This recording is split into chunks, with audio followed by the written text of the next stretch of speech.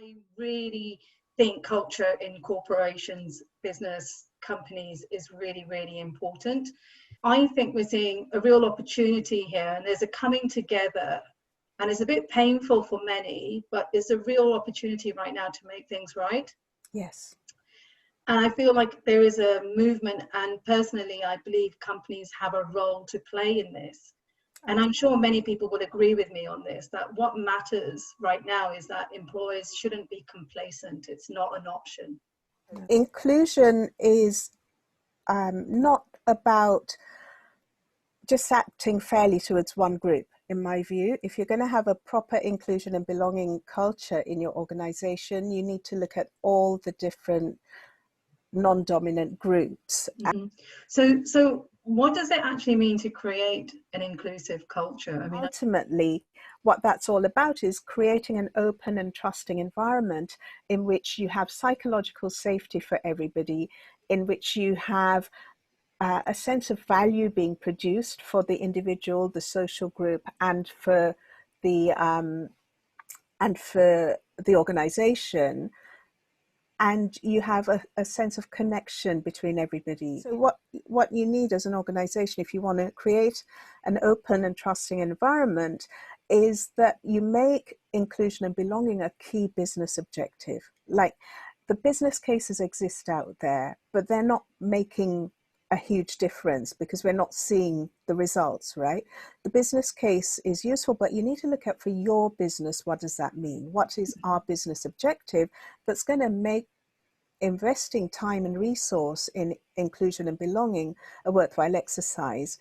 And you want to look at what are your core values around that, so that everybody understands your core values, not just at a wallpaper level, but they've internalized it and they know what behaviors inclusion and belonging would show.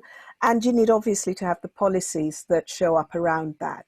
You know, what policies you're going to have around equality and inclusion. So that's at the systemic level. And then you look at the individual level. The individual, the biggest thing, and this really shows up in Black Lives Matter, but the biggest thing is to listen, to encourage people to participate, and for them to experience that they're heard. And that's also an aspect of psychological safety. It's an aspect of connection and value. And those are the three things that we think are core for you to achieve if your cultural transformation program is going to be successful. You want to make sure, as far as possible, that the workforce reflects your local community or your client base. You know, there are lots of statements out there now about we stand for Black Lives Matter and we believe everybody should have an equal opportunity and we're going to listen and all of that, right? mm-hmm. But the truth is, if you're serious about that and your headquarters is in London, 30% of the London population are Black people, and you probably have 3%, and even less at the senior levels. So, you know, that's a really important aspect, is to make sure you reflect the local demographics or your client base, either way.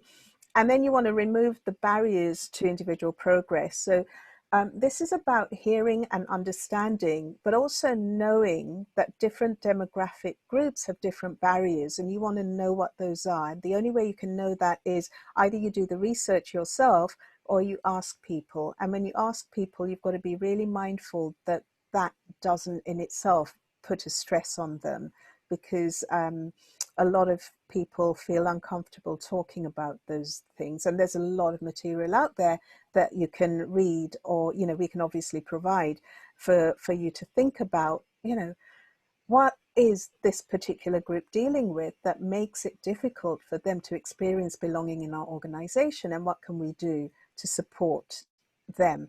And then the final thing from an individual level is really diversity is all about innovation and creativity.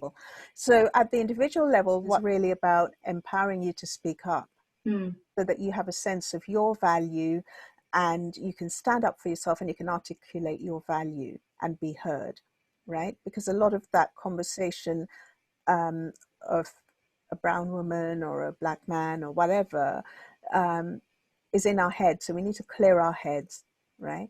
So there's an individual level where we work on ourselves, or the organization empowers the person to work on themselves. There's Yes. also the level at which the leader needs support, right? It's not their fault that they're in a systemic environment. They didn't choose to be born where they were born. They didn't choose to have the privileges that they have, but they need to understand that they have privilege. They need to understand how to work with different groups of people in the organization, and they need to feel there's a value for them in doing that. Share a little piece of research with you, if I may, which is about the human experience and what makes people feel like they belong in the company you work at. And I find this fascinating. So for 59% of the people in this survey, and this is a LinkedIn survey, by the way, so it's, you know, it's got credibility. From an individual point of view, it's being recognized for my accomplishments. Mm-hmm. And that means getting some kind of feedback, right? Very often people don't get feedback, whether it's good or bad feedback. You know, people need that in order to progress. Having the opportunity to express feelings freely, express my opinions freely, and not feel like I'm being judged, that's really important to people. Feeling that my contributions in team meetings are valued. So you can see where the value component of safety, connection, and value really is important if you're going to build an organization in which people experience belonging and can be fully productive. Yes. And linked to that is feeling comfortable with being myself at work, transparent communication, feeling like my team and company cares about me as a person, and having feedback on my personal growth. So you can see there's a theme, right? So these are the top 7. Being assigned work that's deemed to be important, having the company values aligned with my own personal values, and being a part of important company meetings. And here's the interesting thing. A lot of people talk about the importance of role models. Yes. And it's like, this is the big thing we've got to have. We've got to have people at that level.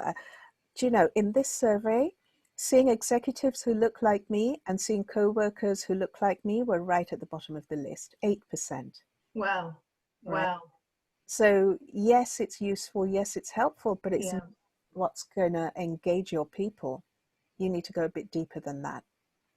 Think about language. So big challenge is language, right? So you want to have a shared language that everybody understands around equality, right? So you want to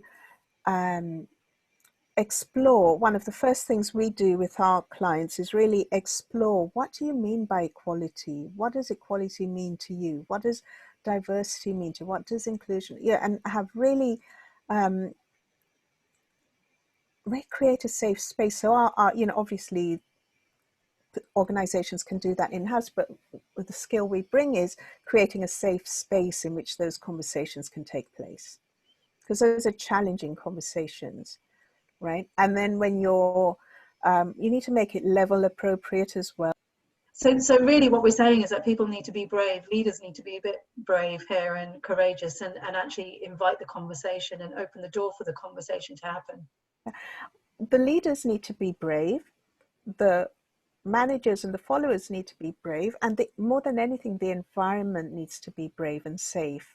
I can't stress enough how important that for these conversations to even start to happen, you've got to feel, everybody has to feel safe. Because otherwise you're going to have people who cover up,